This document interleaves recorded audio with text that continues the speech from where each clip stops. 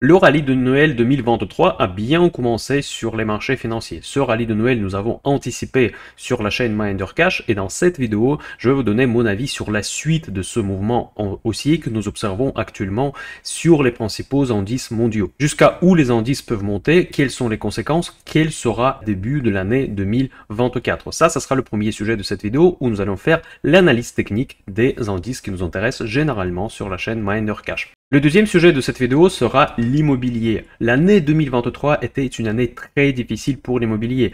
Les prix sont en train de chuter littéralement, ça fait peur des nombreux propriétaires, de nombreux investisseurs immobiliers qui considéraient depuis longtemps cet actif comme un actif refuge ou bien actif presque sans risque. Cette année, c'était une année rappel que le risque zéro n'existe pas. Et nous allons faire un constat où se trouve actuellement le marché immobilier, le marché sur lequel moi-même je suis présent à travers de différents véhicules d'investissement, y compris l'investissement physique, et je vais vous donner mon avis par rapport à l'évolution des prix immobiliers et de ce marché. Bienvenue au Café de Dimanche, c'est Pavel et le projet MinderCash où nous parlons de l'investissement et du trading. Avant de commencer cette vidéo, n'oubliez pas de mettre un like, pour moi c'est une véritable aide dans le développement de cette chaîne gratuite et pour vous c'est juste un petit clic. Partagez cette vidéo avec vos amis qui s'intéressent à la bourse et à la finance. Et je vous rappelle que MinderCash, c'est pas du tout uniquement la chaîne YouTube, c'est aussi la chaîne Telegram où je publie beaucoup plus d'informations. C'est une véritable source d'informations financières au quotidien où je partage des idées d'investissement et des différentes tendances boursières et les données macroéconomiques. C'est fin novembre et qui dit fin novembre dit Black Friday et cette année MinderCash y participe également avec les réductions de 30% sur tous les produits. Les informations vous pouvez trouver dans la description à cette vidéo et la vidéo que je publiais le jeudi dernier. Et maintenant nous commençons.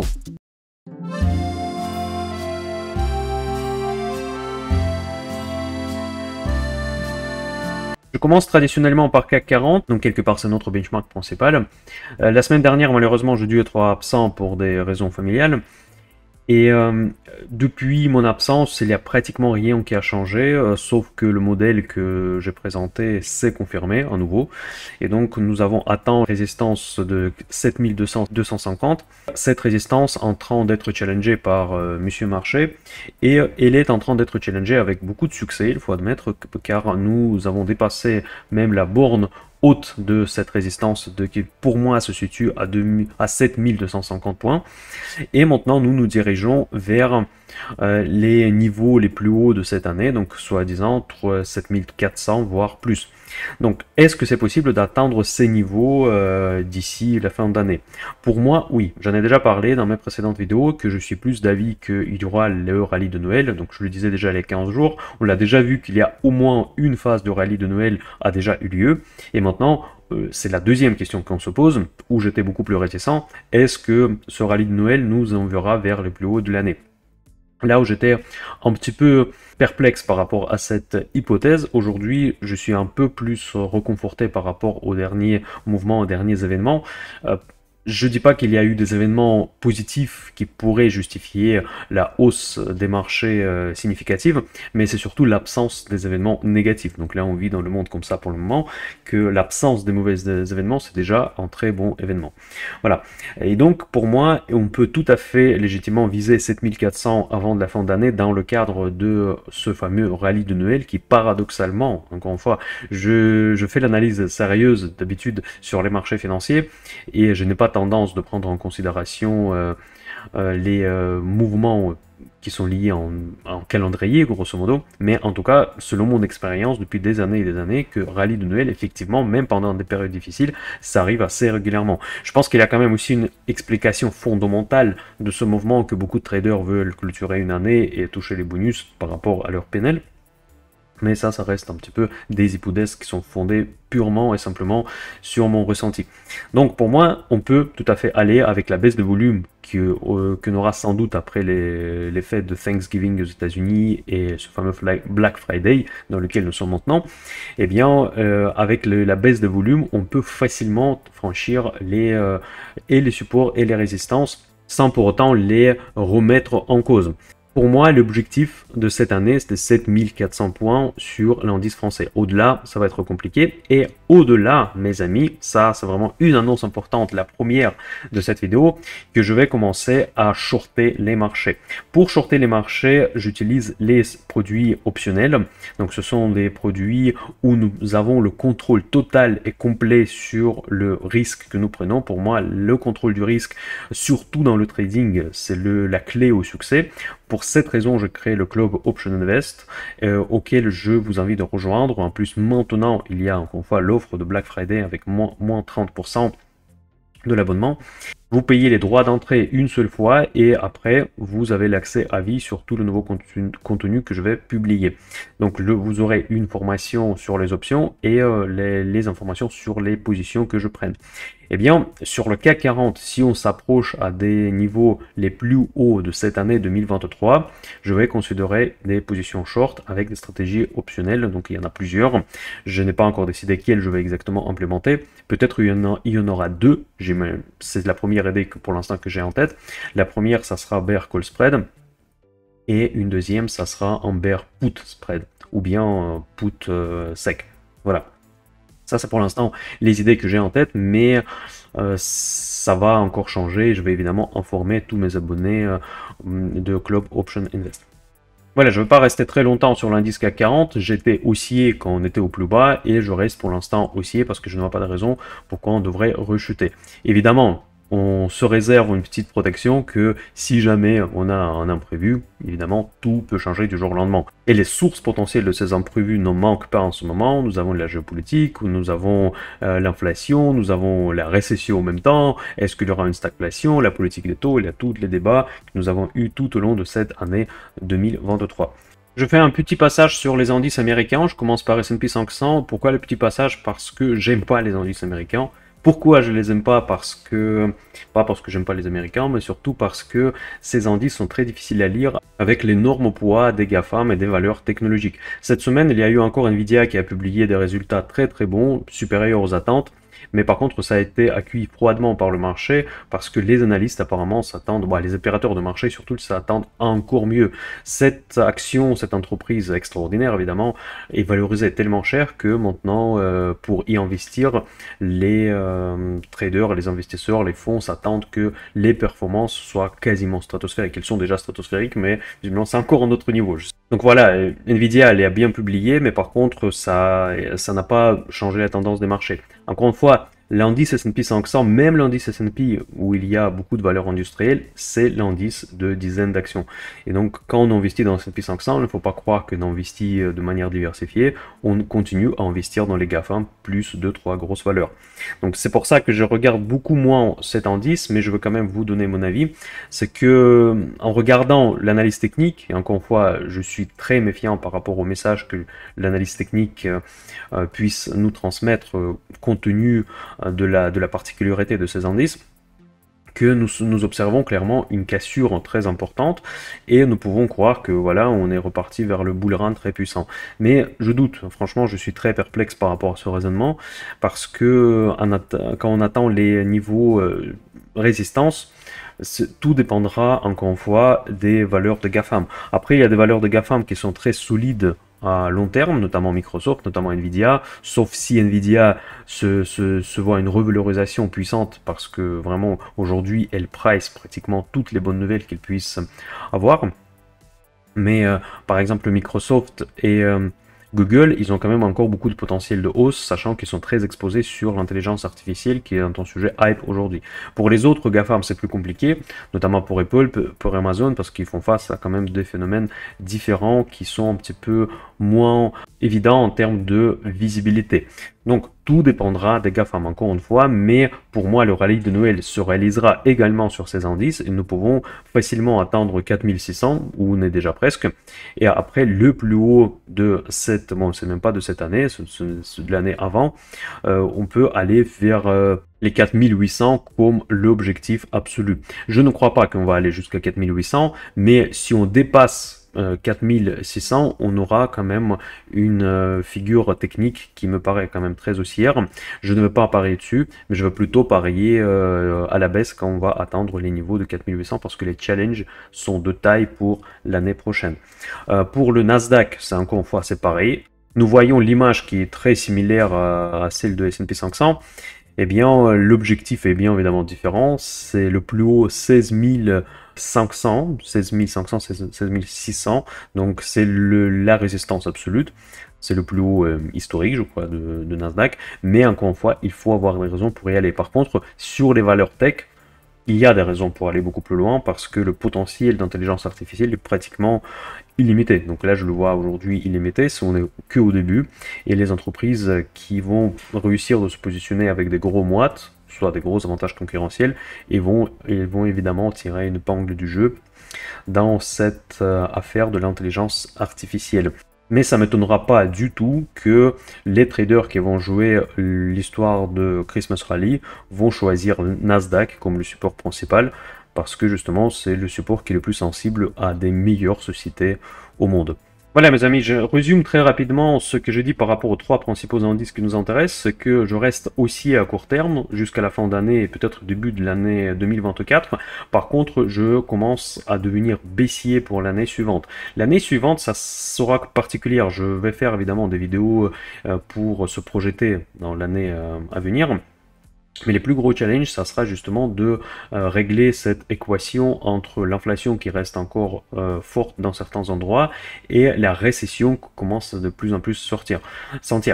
Cette récession, elle a été causée artificiellement par les banques centrales, notamment par les réserves fédérales. On voit la diminution d'activité économique. Et est-ce que ce phénomène, que l'inflation reste toujours importante, que le marché structurellement, il est actif, donc il y a beaucoup de croissance quand même, surtout dans la tech américaine, et d'un autre côté, artificiellement, on essaye de ralentir afin de prendre le contrôle sur l'inflation. Finalement, nous restons plus ou moins dans les mêmes paradigmes, c'est juste que la politique ultra agressive de la Fed, elle a quand même apporté ses fruits, et nous avons pu prendre le contrôle sur l'inflation. Est-ce que la Réserve fédérale va continuer cette politique l'année prochaine, ou bien elle va laisser les taux inchangés, ou bien elle va faire des promesses de rêve au marché pour baisser les taux. On va tôt ou tard revenir dans cette discussion, et aujourd'hui le marché espère quand même que les taux vont baisser tôt ou tard, et ils espèrent que les baisses des taux vont commencer l'année prochaine. Autant je crois que la Fed ne va plus monter les taux significativement, autant je ne suis pas du tout certain que les baisses vont arriver l'année prochaine. Et si ça ne sera pas le cas, dans ce cas-là, les marchés peuvent l'accueillir très très mal, et notamment ça touchera à la tech américaine. Si ça touchera à la tech américaine, dans ce cas-là, évidemment, et Nasdaq et S&P 500 vont s'orienter à la baisse, et il y aura une vague de revalorisation de potentiel de croissance, et surtout par rapport aux placements sans risque. Aujourd'hui, les placements sans risque offrent des rendements très attractifs, mais par contre, la courbe de taux reste inversée. Donc les taux de 10 ans et 30 ans américains sont toujours inférieurs au taux des échéances plus courtes. Cela veut dire quoi? Cela veut dire que le marché obligataire, qui est le marché le plus raisonnable, considère toujours que nous devons avoir les baisses des taux assez prochainement pour que cette courbe de taux se normalise. Mais si jamais la Réserve fédérale déçoit, et s'il dit que finalement il n'y aura pas de hausse de taux, et il va se normaliser, mais par contre il va se normaliser dans l'espace des taux plus importants. Donc plutôt que les taux courts baissent, les marchés vont remonter l'extrémité éloignée en fait des maturités longues des obligations. Ça peut paraître un peu technique comme raisonnement, mais la conclusion que je veux faire, c'est que tout dépendra de la Fed, et moi je suis plus d'avis que nous allons rester avec les taux au niveau actuel pour un petit moment, à condition évidemment que on n'a pas une nouvelle vague d'inflation suite à des événements, je sais pas, géopolitiques ou bien d'autres événements que je ne peux pas anticiper. Mais par contre, je ne crois pas qu'il y aura une baisse des taux dans l'avenir proche, et mon hypothèse elle est basée sur les communications de la Réserve fédérale, parce que c'est vrai que les marchés peuvent rêver tout ce qu'ils veulent, mais la Réserve fédérale n'a jamais parlé des baisses des taux pour le moment. Voilà, c'est ça mon sentiment macro technique aujourd'hui. Donc à court terme, la hausse, je la joue avec mon portefeuille long, et par contre, l'année prochaine, ça va être intéressant, surtout pour ceux qui font partie du club Option Invest. Nous allons faire beaucoup de stratégies du trading pour que je puisse implémenter justement ma vision plutôt baissière vers le début de l'année prochaine. Alors mes amis, maintenant nous allons parler de l'immobilier. Je sais que l'immobilier intéresse tout le monde, moi aussi, c'est un sujet vachement passionnant. Juste pour ceux qui ne me connaissent pas, mon profil un petit peu, dans quelle mesure je suis expert immobilier ou pas, c'est à vous de juger. Donc j'ai commencé mes investissements par l'immobilier, mes premiers investissements, j'ai commencé quand j'avais 24 ans, avec l'acquisition de la résidence principale. Par la suite, j'ai acheté des biens locatifs. Après, je fais du pierre papier. Pas tous les produits de pierre papier, mais on va beaucoup en parler. Dans cette vidéo, je vais vous présenter, bon, évidemment, le marché. On va regarder quelques statistiques. Je ne veux pas trop m'arrêter là-dessus parce que je pense que vous avez facilement l'accès à cette information si vous voulez l'approfondir. On va juste passer rapidement aux conclusions et à mes projections, parce que je pense que c'est ça que vous cherchez dans ces vidéos Café de Dimanche. C'est justement mon avis sur les différentes classes d'actifs, et l'immobilier, on ne peut pas le contourner si on est en France, où on aime généralement la pierre. Et bien voilà, donc j'ai investi du coup depuis mes 24 ans dans l'immobilier, principalement immobilier locatif à long terme, location à l'année. Je n'ai pas fait des locations courte durée parce que je considère ça comme un nouveau job en fait, plus ou moins.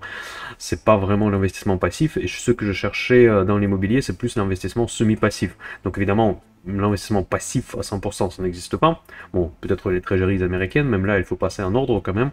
Mais avec même l'allocation nue, l'allocation à l'année, on n'est jamais dans le cadre d'investissement passif. Ça, il faut bien comprendre. Depuis, je ne sais plus combien d'années, en tout cas, je suis arrivé en France en 2005, donc c'était il y a très longtemps. Et je pense que depuis cette période-là, tout le monde dit que l'immobilier est cher, tout le monde dit que ça va être dégringolé, ça n'est jamais arrivé.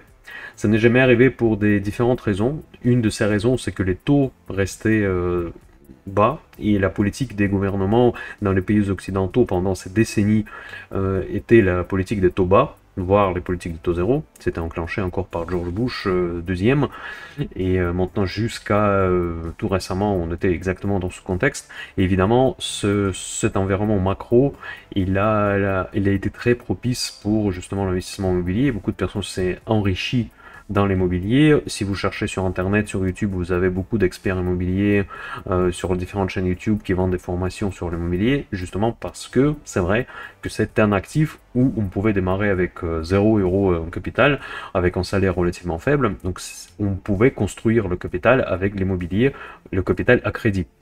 Voilà, donc du coup j'étais aussi assez partant de cette idée, parce que quand je suis arrivé en France, j'avais pas beaucoup d'argent, j'avais pas beaucoup de dettes non plus, je pouvais, on va dire, construire ma vie presque de zéro, et je choisis l'immobilier comme un des premiers piliers de mon patrimoine.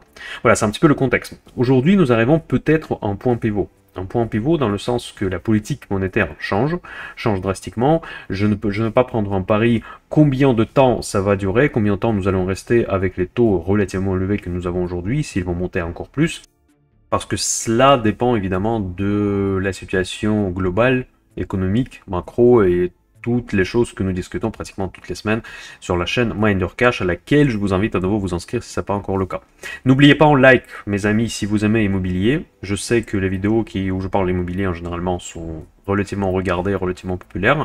Donc n'oubliez pas faire cette geste pour que je sache que ce sujet vous intéresse. En France, je distingue plusieurs secteurs. Évidemment, les secteurs souvent catégorisés comme le secteur A, c'est un peu comme la catégorie A dans les actions. Pour moi, c'est la région parisienne. Je reste toujours au même avis que c'est toujours la région où on veut investir avec minimum risque. Ensuite, il y a des régions aussi, c'est le Genevois français, où j'ai vécu pendant très longtemps, ces derniers temps surtout, travaillé en Genève.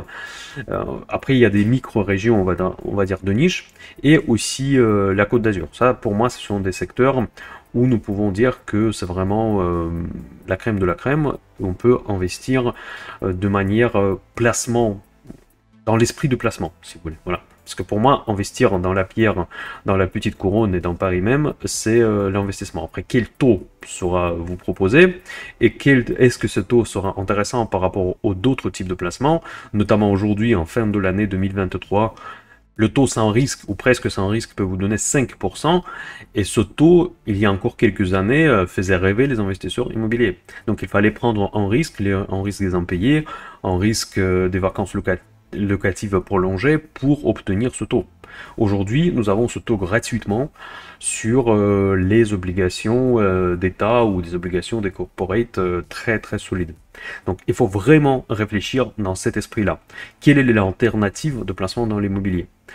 Il y a un gros plus de placement immobilier, c'est que vous pouvez y investir effectivement en mettant du crédit et sans avoir beaucoup d'argent, vous pouvez leverager, comme on dit, l'argent des autres et investir l'argent de la banque plutôt que vos économies. Ça, c'est vraiment un énorme atout que n'a pas partout. Mais même aujourd'hui, ce n'est pas vraiment vrai, on va en discuter tout à l'heure, que les banques aujourd'hui ne veulent plus prêter, donc cet argent aux autres va rester chez les autres. Voilà. Et donc, c'est pas forcément non plus propice en ce moment pour investir dans l'immobilier. Pourquoi j'enregistre quand même cette vidéo?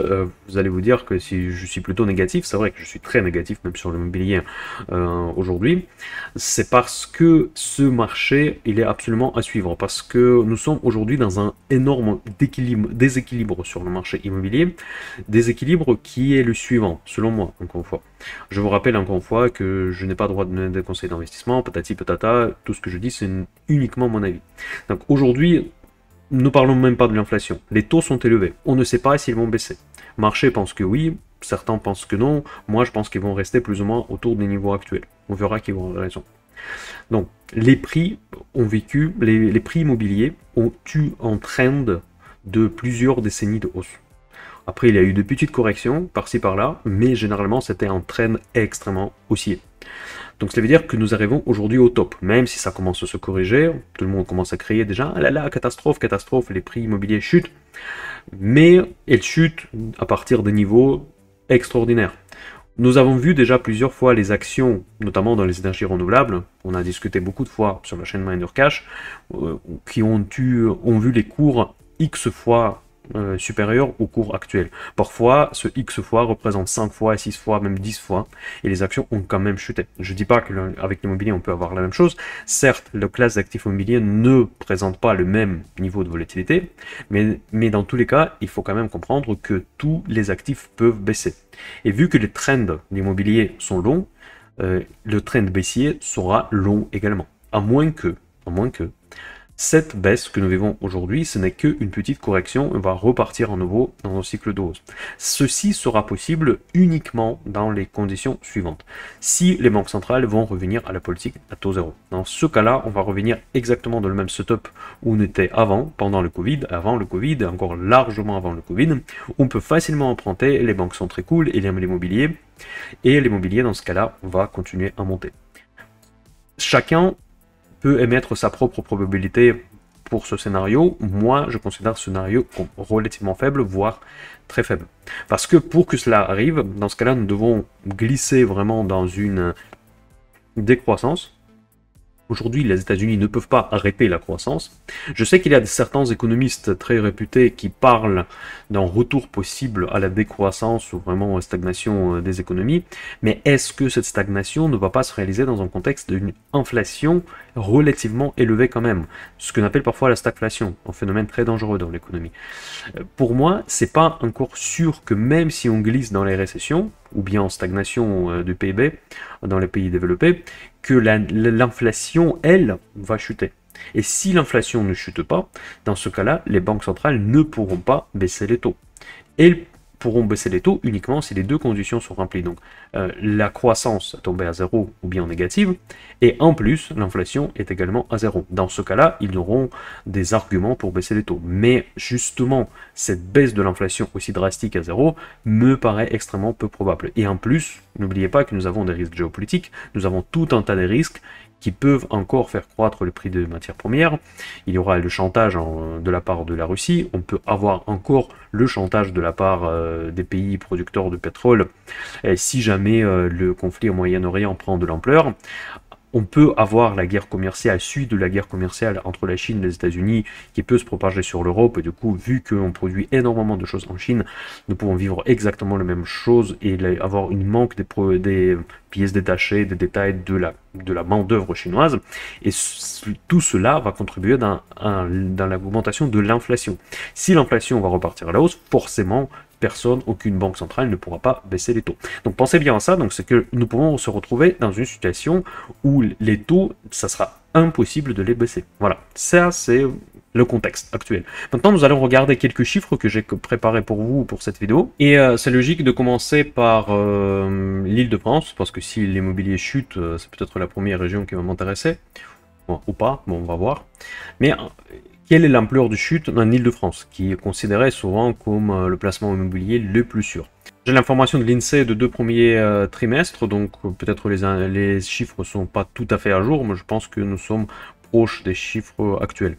Donc Hauts-de-Seine, moins 3,7%, donc Hauts-de-Seine c'est un des meilleurs quartiers de banlieue parisienne, et on observe évidemment plus ou moins la même tendance. Val d'Oise, moins 2,6%, Essonne, moins 2,3%, et Seine-et-Marne, moins 2%. Voilà.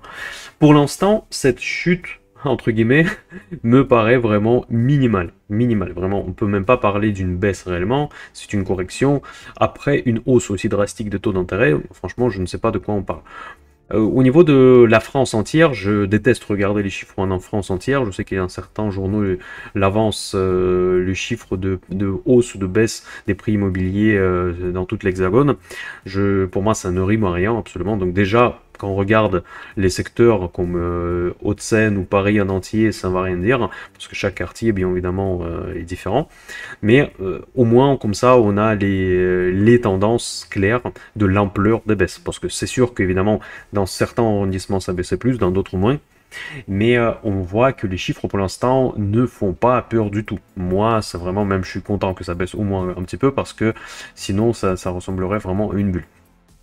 Donc aujourd'hui, c'est un peu trop de parler même de la baisse. Ça, c'est un constat que je fais si on regarde uniquement les chiffres en Île-de-France. Maintenant, nous allons regarder ville par ville l'évolution des prix en 2023 dans les 10 plus grandes villes françaises. Donc Paris, c'est moins 4,8. Donc ça, c'est visiblement les données un petit peu plus récentes sur toute l'année 2023.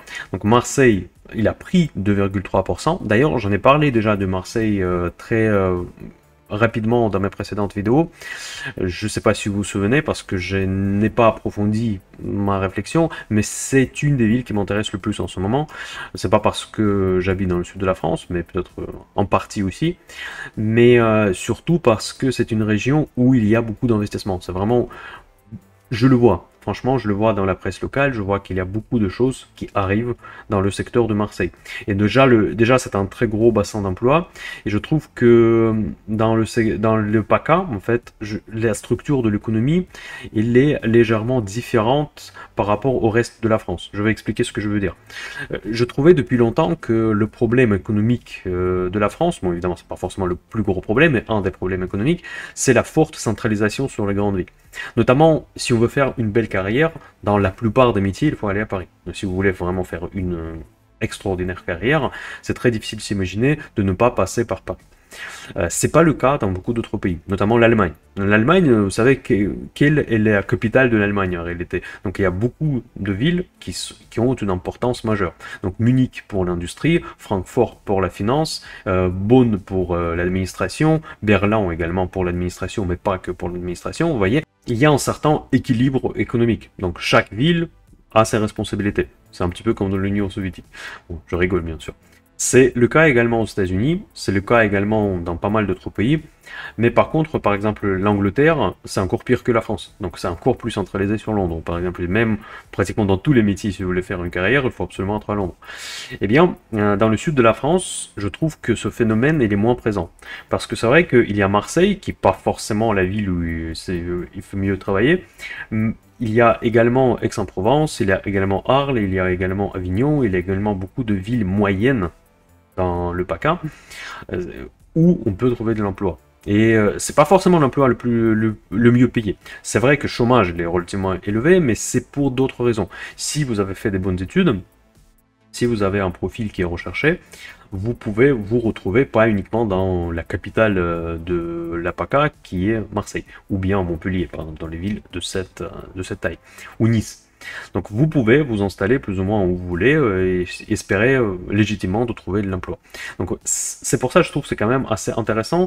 Déjà, le phénomène de climat, de tourisme qui attire quand même beaucoup d'investisseurs. Et n'oubliez pas que Marseille, c'est un des plus gros ports européens. Donc il y a à la fois l'industrie, à la fois de la technologie, Sophia Antipolis. Donc vous pouvez, bon, Sophia Antipolis évidemment ce n'est pas Marseille, mais en tout cas toute la région bénéficie d'un flux de capitaux actuellement. Donc ça ne m'étonne absolument pas que Marseille sort du lot, y compris Nice, comme vous voyez dans la liste, 6,3%, parce que justement, cette région se développe rapidement, et se développe plus rapidement que les autres, plus exactement. Toutes les autres villes sont en baisse. Vous pouvez voir que Toulouse, un petit peu, Strasbourg, un petit peu, Montpellier, pas mal, Bordeaux, beaucoup. Voilà, je voudrais m'arrêter un petit peu sur Bordeaux. Vous allez voir pourquoi, parce que le fait que Bordeaux est en tête de la liste des baisses dans l'immobilier, c'est logique, et ça me prouve le fait que c'est probablement tout simplement une correction de la tendance haussière. Parce que Bordeaux, c'était le champion de la hausse des prix depuis longtemps. On en avait parlé que vraiment la bulle à Bordeaux, ça ne cesse pas de monter, et c'était vrai. Et les prix immobiliers à Bordeaux, on attend vraiment des niveaux qu'on n'a jamais vus, je pense. Donc on était au plus haut historique. Et bien, le fait que Bordeaux maintenant se corrige plus que les autres, c'est tout à fait normal, parce que cela veut dire que c'est une correction des excès de la hausse. Donc le constat, en tout cas pour moi, si on regarde les chiffres objectifs, aujourd'hui, nous sommes en train de corriger les excès de la hausse immobilière. Par contre, il y a un déséquilibre que la hausse des taux, elle était bien plus importante que cette baisse immobilière. Avec une hausse des taux que nous avons vécu ces 2 dernières années, on pourrait s'attendre à vraiment une chute, voire une grosse chute immobilière.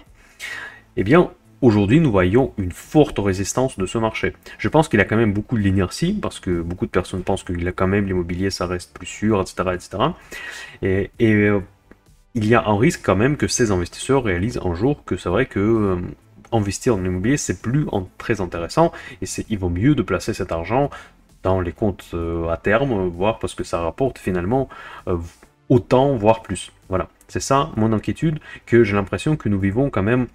Pour l'instant, quand on regarde les chiffres, ça fait pas du tout peur, mais quand même, la tendance commence à être intéressante une fois que les investisseurs se réveillent, ils comprennent que finalement, c'est vraiment pas le moment d'acheter, parce que nous pouvons placer notre argent tout simplement sur d'autres supports. N'oubliez pas que l'immobilier aussi, il y a une particularité qu'il s'agit de la vie des gens. Parce que l'immobilier, ce n'est pas uniquement l'achat d'une résidence principale, ce n'est pas uniquement l'investissement immobilier, mais c'est aussi les événements de la vie. Les naissances, les mariages, les décès, tous ces événements-là se transforment très souvent dans un projet immobilier. Donc même si vous êtes en tendance baissière ou haussière, le taux élevé, taux bas, si vous avez besoin plus de surface, vous allez acheter et vendre votre précédent bien. Voilà, donc ça c'est très bien à comprendre que ce n'est pas un actif comme les autres, c'est un actif qui est fortement lié au quotidien et à la vie des gens réels. Maintenant, nous arrivons au sujet qui m'inquiète un petit peu plus. Nous avons constaté que la baisse des prix immobiliers, pour l'instant, n'est pas si forte. C'est en grande partie, je pense que c'est lié au fait que les vendeurs ne veulent pas accepter encore la baisse des prix. Mais ça va arriver un jour, donc ils ne vont pas pouvoir attendre éternellement. Par contre, d'autres phénomènes, d'autres indicateurs sont beaucoup plus dans le rouge. Notamment l'indicateur des ventes et d'octroi des crédits. Donc la plateforme Meilleur Agent, que moi personnellement j'utilise souvent pour faire l'analyse des secteurs, faire les recherches de marché dans l'immobilier, il constate que la baisse de nombre de transactions immobilières entre l'année 2022 et l'année 2023 peut atteindre de moins 20%. Donc ça veut dire qu'en 2023, il y a eu une baisse de 20% de quantité des transactions. Ça, c'est vraiment quelque chose de sérieux. Pourquoi c'est sérieux? Parce que la quantité de transactions, ça veut dire quoi? Ça veut dire moins de construction, moins d'activité pour les agences immobilières. Je sais que beaucoup d'entre vous n'aiment pas les agences immobilières parce qu'ils sont considérés de charger les frais trop importants. Je partage en grande partie cet avis. Eh bien, c'est quand même un secteur, un sous-secteur de l'immobilier. Et donc, l'économie fonctionne bien quand tous les secteurs et les sous-secteurs fonctionnent en certaine harmonie et il y a un certain équilibre économique entre les différents secteurs. Eh bien, aujourd'hui, on n'a pas de cet équilibre. Aujourd'hui, la baisse des prix n'est pas encore là, mais par contre, nous voyons la chute dramatique de nombre de transactions et nous voyons une chute encore plus dramatique des prêts immobiliers octroyés par les banques. Donc aujourd'hui, les banques ne veulent plus prêter pour de l'immobilier. Ça, c'est un fait. Et les conditions du crédit se sont nettement détériorées. Donc aujourd'hui, pour emprunter, c'est pas intéressant, ça coûte trop cher. Et les banques, en plus, sont réticents et demandent des dossiers quasiment parfaits pour prêter de l'argent. Et alors, qu'est-ce qu'on peut faire, nous, les investisseurs, dans le contexte actuel? Donc, pour résumer cette conversation que nous venons d'avoir, je vais faire un petit summary, un petit récapitulatif.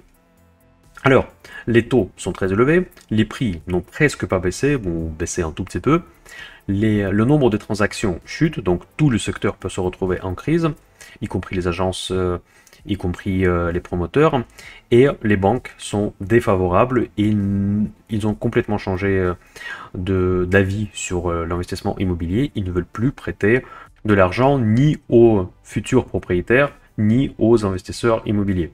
Certes, il y a des exceptions, mais globalement, ces tendances sont aujourd'hui claires. Pour moi, la tendance de baisse des prix, pour l'instant, n'est pas encore très claire, mais je pense que c'est elle qui va suivre, et pas l'inverse. J'ai du mal à imaginer que la construction, que l'activité des agences qui va rebondir, que maintenant les banques vont d'un coup changer d'avis.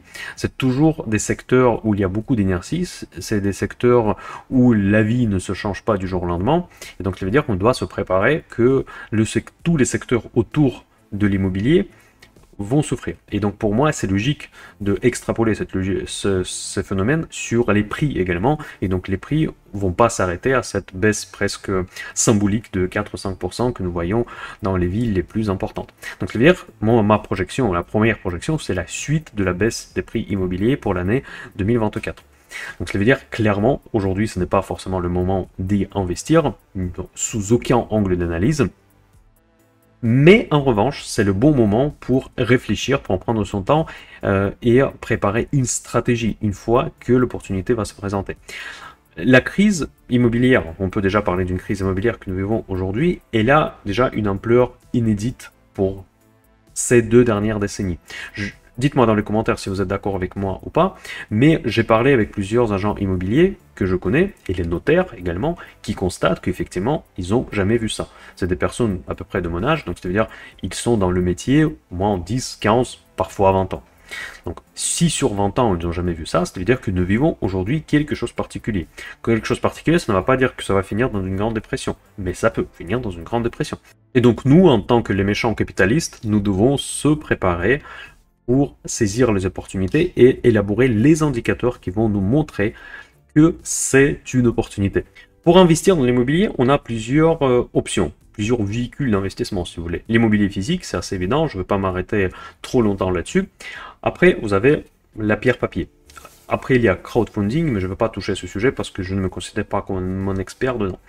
Donc, je vais m'arrêter principalement sur 2 approches principales. C'est investir dans l'immobilier physique, soit en direct, ou bien investir dans la pierre papier sur des instruments financiers qui sont indexés directement ou indirectement sur l'immobilier.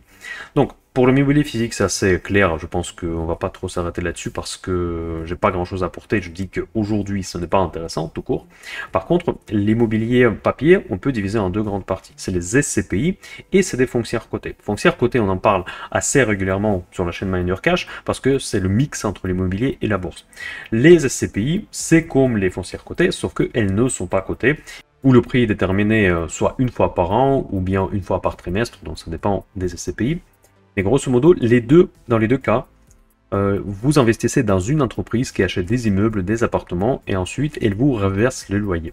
Donc évidemment, il retient une certaine somme pour gérer son parc immobilier, mais grosso modo, le business model est le suivant que vous investissez dans cette entreprise, dans ce fonds, et après ce fonds achète des immeubles, des appartements, selon le type de ce fonds, et ensuite il vous reverse sous une forme de dividendes, souvent des gros dividendes, les revenus, les recettes de ces locations. Eh bien, la différence, c'est que les foncières cotées, elles sont sensibles aux aléas boursiers, parce que ce sont des entreprises cotées. Eh bien, quand la bourse chute, tout chute et aussi les foncières cotées. Vous n'avez pas ce problème dans les SCPI qui ne sont pas cotées. Par contre, les SCPI, ce sont des entreprises beaucoup plus petites et souvent beaucoup moins bien gérées. Ça, il faut aussi quand même en tenir compte pour comprendre les risques. Et donc, je vais commencer par les SCPI parce que c'est le véhicule d'investissement que j'ai déjà évoqué dans ma dernière vidéo sur l'immobilier qui s'appelle la Fuir. C'est là où, pour la première fois, je vous ai parlé de l'immobilier de point de vue très négatif. C'était au début de cet été, je pense. Eh bien, j'ai dit que les SCPI vont probablement m'intéresser. Je vais vous expliquer pourquoi. Parce que c'est le produit qui est souvent proposé à des particuliers ou à des investisseurs non initiés. Donc souvent on ouvre un compte bancaire, d'ailleurs souvent après l'achat de l'immobilier, et votre conseiller bancaire commence à vous proposer, est-ce que vous voulez investir là, investir ci, dans les assurances vie, etc. Et commence à vous essayer de vous vendre tout un tas de produits financiers. Parfois, pas toujours, le choix s'arrête sur les SCPI parce que derrière c'est de l'immobilier, vu qu'en France on aime immobilier, on préfère investir dedans et en plus c'est souvent vendu comme l'immobilier sans souci de gestion, vous avez que à donner votre argent à nous et après on s'occupe de tout. Eh bien, le problème de ces SCPI, c'est la liquidité. Donc par exemple, quand vous achetez et tout se passe bien dans l'immobilier, vous pouvez facilement trouver une contrepartie de revente, si vous avez besoin de le revendre. Déjà, les frais d'entrée sont assez importants, et ce n'est pas du tout comme pour les foncières cotées, qu'il s'agit juste un simple clic en bourse, et vous passez un ordre. C'est pas du tout comme ça que ça se passe. Donc c'est beaucoup plus complexe, et il faut parfois attendre plusieurs mois pour se séparer d'un SCPI. Et le prix de ces SCPI, il est revisé régulièrement, et aujourd'hui, comme vous pouvez voir dans ce tableau que j'ai pris dans le journal Le Revenu, que parfois c'est revu à la baisse. Et surtout certains SCPI, qui sont gérés pourtant par des grosses entreprises connues, comme BNP Paribas par exemple, Amundi, sont revisés à moins 17%. Vous voyez, la révision se passe par une expertise comptable qui revalue la valeur vénale de ces biens qui font partie de ce fonds. Et vu que ces fonds investissent souvent dans les biens comme les centres, pas les centres commerciaux c'est plutôt les foncières cotées, mais ici c'est beaucoup de l'immobilier commercial. C'est pas l'immobilier classique. Parfois, c'est l'immobilier de résidentiel également, mais souvent, c'est l'immobilier un peu plus exotique où il y a un peu plus de volatilité. Donc, comme vous pouvez voir que ces personnes qui ont investi, par exemple, dans ces fonds Axi Immopierre, Genepierre, PF02, PFO2, PF Grand Paris, vous voyez, avec des noms très sexy en fait. O2, j'imagine que c'est écolo. Grand Paris, ça veut dire que parier sur le projet de Grand Paris, et pourtant moins 14%, tandis qu'on vient de voir que les prix dans Paris n'ont pas baissé même de 5%. Donc ça veut dire qu'il y a quelque chose qui cloche. Donc parce que justement, les investissements ne se font pas uniquement dans les appartements T2, T3, des studios, etc. Ils se font dans toute une palette des actifs immobiliers qui peuvent être plus ou moins risqués. Comme vous pouvez voir, ils sont plutôt plus risqués que moins risqués. Eh bien, pourquoi je m'intéresse aux SCPI? Voilà, ils sont vendus souvent à des personnes qui ne sont pas experts dans l'investissement, qui ne sont pas abonnés ni à Miner Cash, ni aux autres chaînes YouTube. Ils veulent tout simplement placer sans prendre beaucoup de risques. Et ils se retrouvent dans ce piège des SCPI. Ils ne comprennent pas les problématiques de liquidité. Ils vont les comprendre une fois qu'ils vont vouloir vendre ces SCPI. Et je pense que sur ce secteur, à un moment donné, quand les prix vont commencer à baisser beaucoup, il y aura prochainement des révisions, des nouvelles révisions négatives des parts des SCPI. Ces personnes-là qui ne sont pas initiées, encore une fois, ils vont avoir peur. Ils vont se demander qu'est-ce qui se passe, je suis en train de perdre mon épargne. Ils vont se ruiner vers les ventes. Ça se passe toujours comme ça. C'est la psychologie des marchés, sauf que n'oubliez pas que derrière, ce n'est pas la bourse, ce sont des personnes qui n'ont pas l'habitude à la volatilité. Et ils vont faire face à cette volatilité.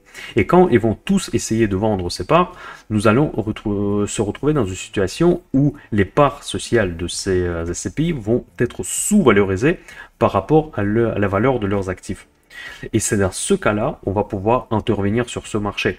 Parce que si vous allez acheter sortir sur ce marché en tant qu'acheteur quand tout le monde va le vendre, et encore une fois, je me permets de répéter que les personnes qui vont vous vendre, ce ne sont pas des professionnels, ça ne sera pas les Warren Buffett ou Michael Burry, ça sera les personnes novices dans l'investissement qui ne sont pas habituées à faire face à ce genre de phénomène.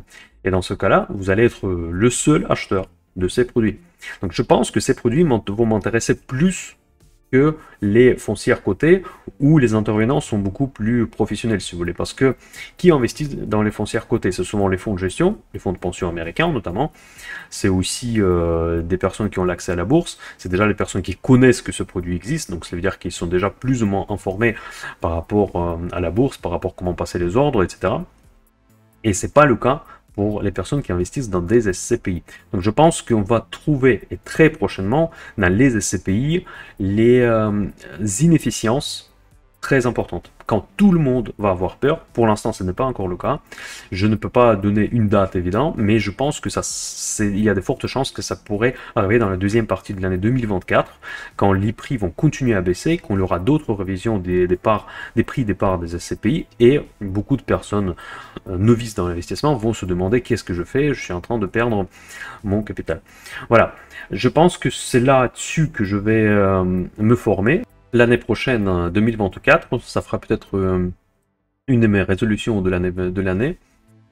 Et je vais surveiller de près ce marché. Évidemment, je vais partager toutes mes recherches avec mes abonnés MinderCash Premium, dans le cadre de projet MinderCash Patrimoine, où je partage tous mes investissements financiers.